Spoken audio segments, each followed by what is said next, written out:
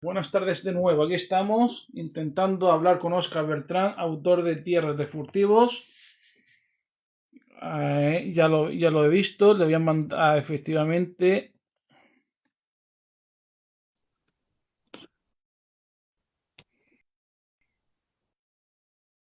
A ver.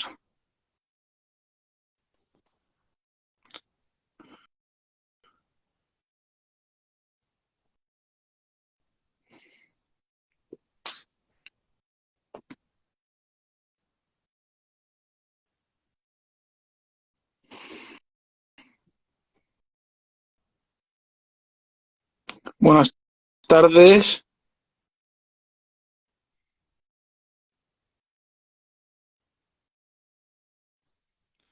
A ver si solucionamos el problemilla.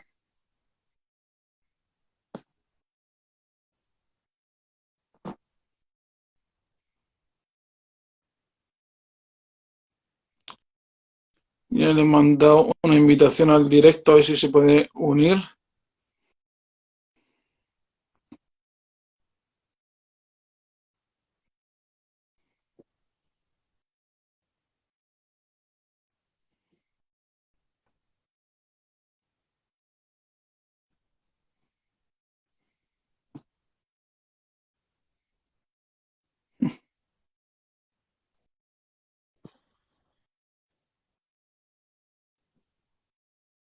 A ver ahora.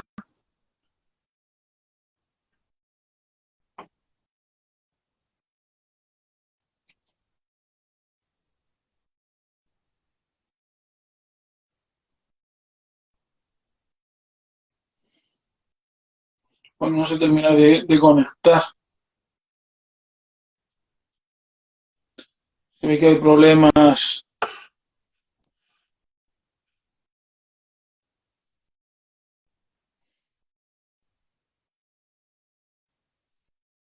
A ver si podemos.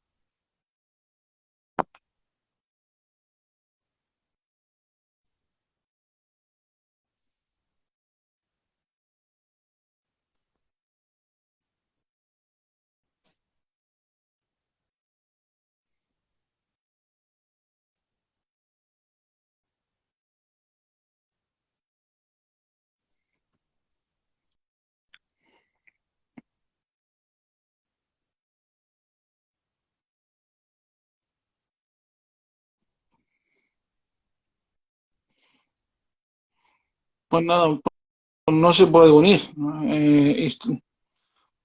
Pues la verdad que no entiendo lo que pasa, que no podemos. A ver, a ver si esta vez.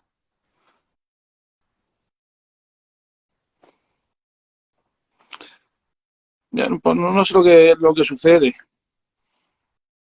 Lo intentamos una vez más y si no, pues lo dejamos para otro día. A ver si otro día tenemos más suerte.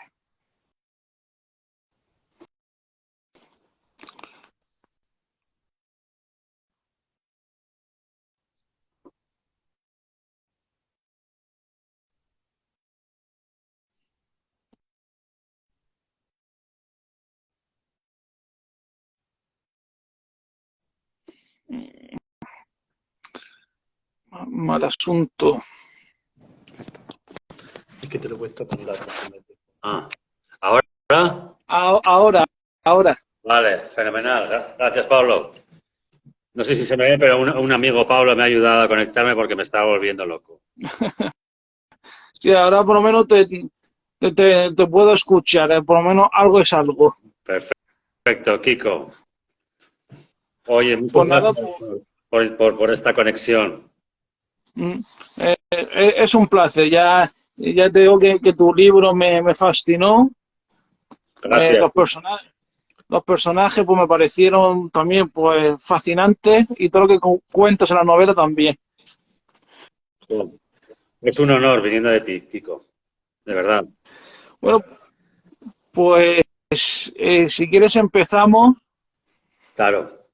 y, y como primera pregunta, como es la primera vez que estás aquí de invitado en los directos de Super Héctor Alfa, pues si hay alguien que no te conozca todavía, ¿Por quién es Óscar Beltrán? Pues mira, Kiko, yo soy un periodista de Vitoria, trabajo en Bilbao, en el periódico El Correo, y a mí lo que me gusta es contar historias, bien sea como noticias o bien sea en una novela. He dedicado mucha parte de mi vida a hacer información sobre el terrorismo, pues prácticamente desde el año 93 hasta 2014, una cosa así, bueno, hasta que se terminó ETA. Y muchísimas historias había, bueno, toda mi carrera la he hecho contando historias que son, al final, da fe de la realidad. Pero bueno, uno hace sus reflexiones, ve sus cosas, conoce gente y había ahí un montón de temas que yo creo que daban para la ficción y por eso escribí Tierra de Furtivos y sobre todo buscando crear personajes que para mí eran muy creíbles porque les había conocido, pero que tuviesen también ese punto de drama que exige, yo creo, la ficción para intentar mantener al lector enganchado a una historia, ¿no? Mm. Y eso es lo que he hecho con esta novela. Luego, ya has avanzado que eres periodista, pero ahora te quería preguntar, eh, ¿cómo te sientes? ¿Un periodista escritor o escritor periodista? Pues yo periodista, escritor, porque ahora mismo estoy hablando contigo, estoy en la redacción del periódico, me he tenido que salir a una salita que tenemos aquí y yo lo que hago es noticias, reportajes, eso me fascina. Y es que ser escritor también, pero yo considero que al final los escritores y los periodistas vamos de la mano. El escritor tiene de su lado la ficción y nosotros, los periodistas, tenemos a nuestro lado la realidad con todo lo que eso implica, ¿no? De ser leales, honestos, de no engañar al lector. Pero es muy divertido y yo me lo paso también como periodista que escribiendo ficción. Luego, y entre las noticias que te tocó cubrir, pues destacan pues, noticias sobre la banda de ETA.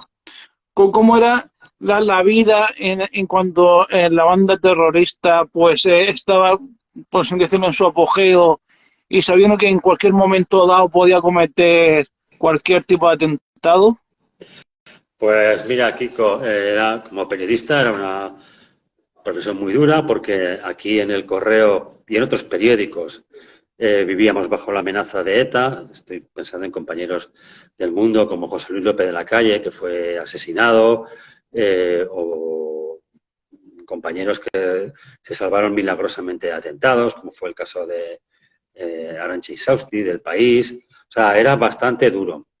Y luego era un trabajo con muchísima tensión, porque en cualquier momento te podían llamar de que algo había sucedido y tenías que marcharte corriendo de la redacción, de casa, de donde estuvieras, a cubrir una noticia que siempre era muy trágica, ¿no?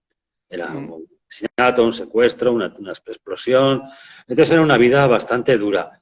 Y como todas las vidas que son duras, pues te atrapan porque son muy intensas. No era un periodismo para gente pusilánime, ¿no? Todo lo contrario. Y ahora sí entramos en el terreno literario para hablar de Tierra de Furtivos. Y, y la idea principal de la novela, ¿cómo se empezó a gestar? ¿Cómo nació la idea principal? Pues es una suma de cosas que yo he vivido, o sí, que yo he vivido, pero que las llevas al mundo de la ficción, ¿no? Una de ellas es mi trato con escoltas, que era porque aquí en el periódico había continuamente la presencia de escoltas, y era una gente que se jugaba la vida de la manera más generosa y desprendida, porque no tuvieron jamás ningún reconocimiento. También mi trato con guardas forestales, que son una pieza clave de la novela, y que era otra gente que bueno, hacían su trabajo como funcionarios, pero conocí a algunos auténticamente que tenían una pasión por la defensa de la naturaleza, por perseguir a los furtivos, y eran una gente maravillosa que he tenido la suerte de tratar. Y todo ese mundo, pues también que aparece en la novela, del cultivo ilegal de marihuana, que aquí en el País Vasco ha habido bastantes problemas, incluso ha habido asesinatos. Entonces era juntar ese tipo de cosas con personajes que a mí me parecían muy fuertes y muy interesantes, como Tatiana, esa emigrante, pero que ha pasado por lo más oscuro del submundo y que ahora busca una redención salvando a gente, ¿no? Pues me parecen unos personajes muy atractivos que yo había fabulado sobre ellos y que, bueno, conseguí terminar la novela metiéndoles en aventuras, ¿no? Mm. Y para la gente que todavía no la haya leído por cualquier motivo, ¿qué se puede encontrar en Tierra de Furtivos? Bueno, yo he intentado que sea una novela adictiva, que encuentre unos personajes intensos y con que sean lo menos plano posibles, que tengan aristas, que sean defensores de la ley, pero que en un momento dado se plantean quebrantar la ley, que sean gentes que considera que debe proteger a los demás y a veces dentro de esa protección está dispuesto a sobrepasar todos los límites, y personajes que, pese a haberlas pasado muy mal, con un pasado oscuro, doloroso, pues buscan sobrevivir y enfrentarse día al día al presente con esperanza, ¿no? Y todo eso en un lugar que es el corazón de Euskadi, que es la frontera entre Vizcaya, Guipúzcoa y Álava, y hay unos embalses, que es una zona bastante desconocida, pero yo tengo compañeros de trabajo que a veces me han dicho, pasar por allí de noche da miedo, porque es un lugar bastante apartado y con esa dualidad que a mí me encanta, de que de día es un centro de ocio, hay playas, hay, no sé, clubs náuticos con embarcaderos para barcos de vela, pero de noche es un sitio bastante siniestro, oscuro, Ujú. en el que la gente se ha marchado y ha abandonado todo aquello, y en el que ha pasado cosas increíbles para unos embalses situados en el centro del País Vasco, como naufragios con decenas de muertos en unos embalses. Bueno, incluso debajo de las aguas se encuentra uno de los lugares de la mayor batalla que hubo en la guerra civil en el País Vasco, y todavía siguen apareciendo municiones y obuses de la contienda, ¿no? Ujú. Y luego la novela pues está editada por la editorial Destino. Mm, mm, a la hora de buscar editorial, ¿cómo fue ese proceso? ¿Fue sencillo? ¿Fue complicado? Bueno, yo tuve la suerte de que algún amigo me ayudó y entonces así tuve más fácil la conexión y tal. Y la verdad es que con Destino estuvo todo de maravilla porque me parecieron, o sea, son una gran editorial, muy profesional. Yo he aprendido muchísimo de ellos, o sea, solo tengo palabras de agradecimiento. Ujú. Y también otra cuestión que se me ha planteado es lo de la portada, porque me resulta una portada impactante, ese coche en llamas y tal. Y te quería preguntar de quién fue idea tuya o de la editorial? ¿O quién? Pues Kiko, son unos grandes profesionales porque yo propuse otra que seguro, bueno, que era mucho peor esa portada. Y ellos supieron, bueno, tú has leído la novela, sabes que la historia comienza con un coche en llamas, con un Ferrari en llamas a la orilla de un embalse una noche, dos cadáveres en su interior. Entonces, fue la editorial la que lo vio mucho mejor que yo. O sea, hay que fiarse siempre de los profesionales. Sí, pues, porque la portada, lo que digo, ya me impactante y vamos, y te invita a adentrarte en la novela. Totalmente, es muy buena, sí. Pero es de la editorial, ¿eh? Yo tenía una idea mucho, mucho peor. O sea, es Mm. lo es. Bueno, pues ahora hablemos de los personajes. Básicamente vamos a hablar de tres de los que mayor peso, digamos, tiene, que son Tatiana, Joshua Aguirre y Miquel. ¿Quiénes son y con qué características de ellos te quedarías?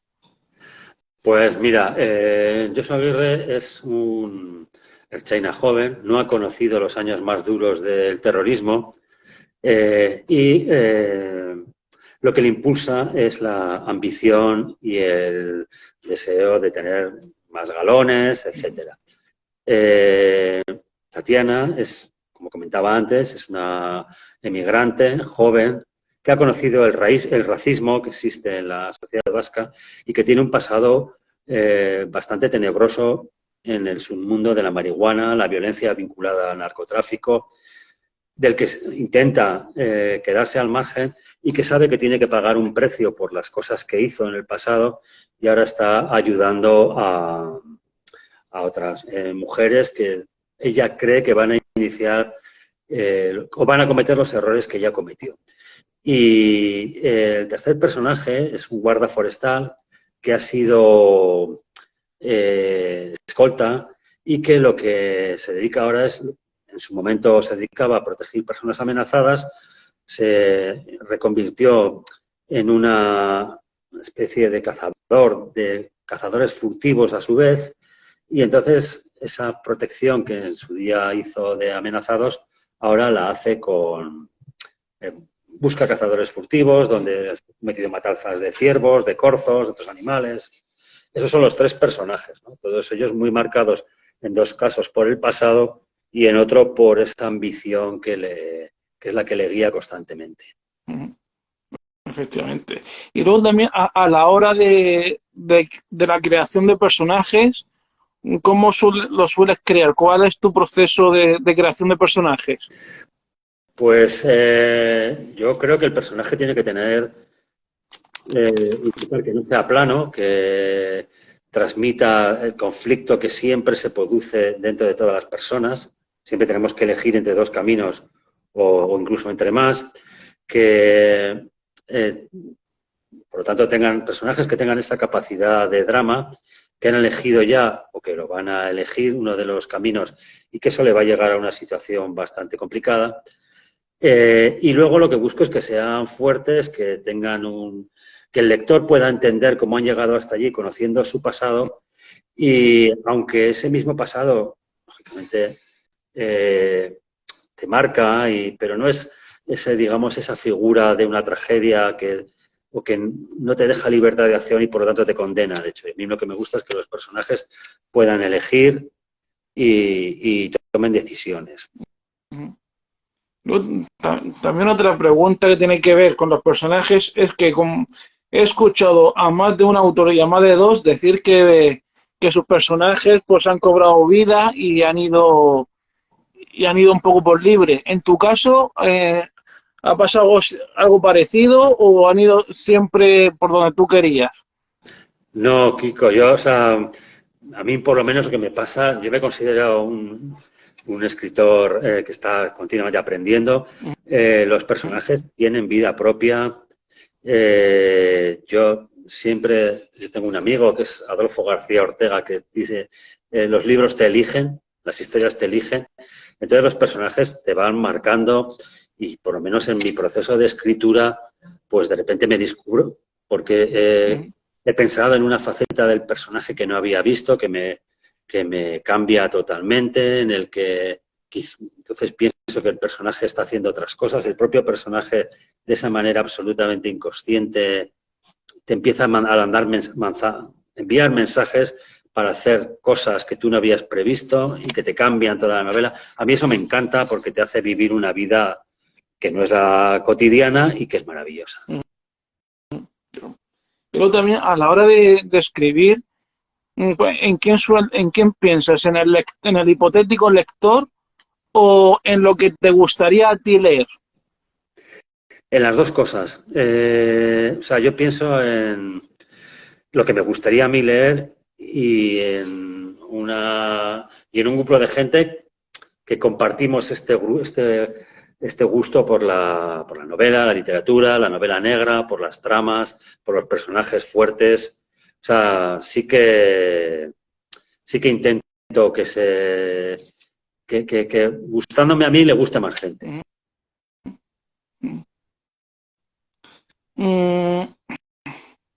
Y luego también quería preguntarte por la novela lleva ya un cierto tiempo en el mercado, entre los lectores, y cómo ha sido esa aceptación por parte del lector. Bueno, yo estoy muy contento, Kiko, porque he recibido muy, muy, muy, muy buenas reacciones de los lectores, muy buenas. He tenido la suerte de estar nominado al premio de mejor novela de un autor Nobel de Morella Negra, que solo ya con la nominación para mí fue todo un orgullo. Y luego, pues bueno, puedes hablar con... Escribir lo que te da es la oportunidad de hablar con lectores, de ver cómo ellos la interpretan, igual de manera que tú no la habías interpretado, pero lo que hacen es enseñarte. Y luego, bueno, pues, joder, estoy muy contento porque hay lectores que me han pedido ya la segunda parte. Y eso es lo que me pone muchísimo, Kiko. O sea, gente que se ha enganchado a la historia y que quiere seguir gozándola, ¿no? Y ya que has mencionado una hipotética segunda parte, ¿está en tus planes de futuro cercano de una segunda parte de Tierras Furtivos o tienes otro proyecto literario por delante? No, a mí me apasiona escribir y cuando tengo tiempo libre soy de los que se sienta delante del ordenador o que siempre va con una libreta tomando notas. Y sí, la continuación de lo que sucede con los personajes y meterles en nuevas aventuras y nuevos conflictos, estoy en ello. Pero también tengo más proyectos de otras historias que, pues igual vas durante años recopilando información, juntando historias o imaginándote escenas y lo vas, personajes, y están ahí, ¿no? Que en algún momento saldrán a la luz. Bueno, y también se acerca ahora el día del libro y el San Jordi y tal, y he visto algunos autores pues que han ido anunciando sus firmas y demás. ¿Tú tienes alguna firma programada para estos días o Pues no tienes ninguna? no tengo ninguna, Kiko. O sea, estaré en Vitoria, aprovecharé para comprar bastantes libros, que es lo que, o sea, al final uno lo primero de todo es lector, ¿no? Entonces, tengo ya muchas ganas de ir a buscar libros. Mm. Y luego ya para ir, bueno, para ir terminando, aunque todavía no, desde tu punto de vista, ¿de qué estado de salud goza el sector editorial? Bueno, yo creo que muy bueno, pero por lo que veo en las librerías y por lo que hablo con la gente y por los datos que se han divulgado, ¿no? Como a raíz del confinamiento y la pandemia, el nivel de compra de libros aumentó muchísimo en toda España. Y luego yo creo que el género negro tiene una salud de hierro. A mí me encanta ver cómo se editan muchos libros, cómo los eventos vinculados al género negro tienen, bueno, el fervor del público, ¿no? Y yo creo muchísimo en este género, me parece que me gusta porque además yo creo que a lo largo de las décadas se ha ido adaptando a los gustos de los lectores. Y yo creo que eso es muy importante. Uno escribe para que le lean y para que compartir ideas, pensamientos y sueños con la gente. Y el género negro, cómo ha ido acercándose a la gente, mutando, ofreciendo yo creo que lo que la sociedad, interpretando muy bien a la sociedad en cada momento. Yo le auguro un futuro fabuloso. Y ya como última pregunta por mi parte, ¿qué recomendación literaria harías para la gente que está viendo el directo y para la gente que lo verá después? Pues mira, Kiko, uno de mis escritores favoritos, pero no es nada fácil, es James Ellroy. En especial su trilogía de América. Eso la recomendaré siempre. O sea, luego los clásicos, desde luego, si alguien no los ha leído, pues está derrochando sus días, desde Chandler hasta Hammett y tal. Y luego, bueno, yo creo que en España afortunadamente hay muy buenos escritores de novela negra, ¿no? No sé, yo el último libro que me he leído que me ha parecido fabuloso es el de Crisanta de Juan Ramón Biedma, pero es uno de tantos grandísimos libros que hay en España de, de escritores de novela negra, ¿no? O sea, pero bueno, yo soy un devoto de James Ellroy, Kiko, de una manera quizás hasta demasiado insana, de cómo leo a este hombre. Uh -huh.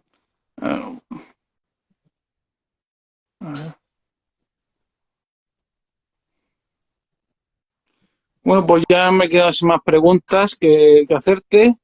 Jo, Kiko, pues es un placer porque, bueno, yo creo que lo que haces tú y está muy bien para defender la lectura, para ponerla en valor, es fantástico.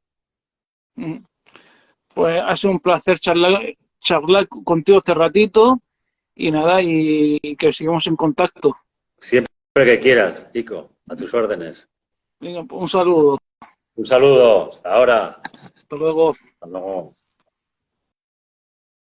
Bueno, pues este ha sido el directo de hoy, un poco diferente, porque ha empezado con problemas técnicos, pero por lo menos lo hemos solucionado un poquito. Y el próximo directo es mañana. Intentaré mañana con Daniel Fopiani, en el que hablaremos de El corazón de los ahogados. Es mañana porque esta semana empieza en Cartagena el ELAC, que es el encuentro literario de autores en Cartagena, y el viernes pues estaré allí y no podré conectarme en directo.